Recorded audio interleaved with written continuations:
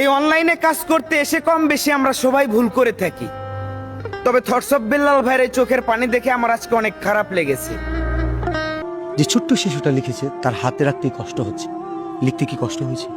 জি না, কোরআন যেহেতু অনেক মধুর বাণী, সেহেতু আমার লিখতে কোনো কষ্ট হয়নি, আল্লাহর কালাম যেহেতু। আচ্ছা, আমি কি তোমার কাছ থেকে একটা আয়াত শুনতে পারি? অবশ্যই। শোনাও, এটা আমাকে দাও।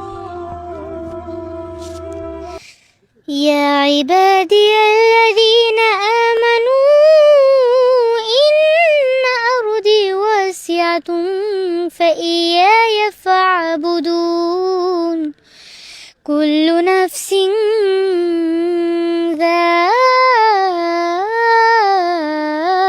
ذائقة الموت كل نفس ذائقة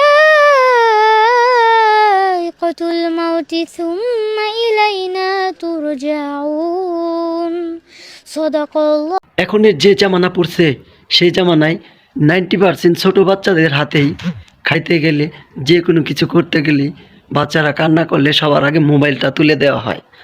আর এই জামানায় এসে 9 বছরের একটা বাচ্চা, সে নাকি নিজের হাতে কোরআনটাকে লিখছেন। কত সুন্দর যে তার কণ্ঠ, কি বলবো, বলার মতো ভাষা নাই। আর থটস অফ বিল্লাল ভাই, মানুষের চোখে এমনি এমনি পানি আসে না। এই মানবিক কাজগুলো যে আপনি করছেন, সত্যি আপনার কাজগুলোকে দেখে নিজেকে গর্বিত মনে হচ্ছে।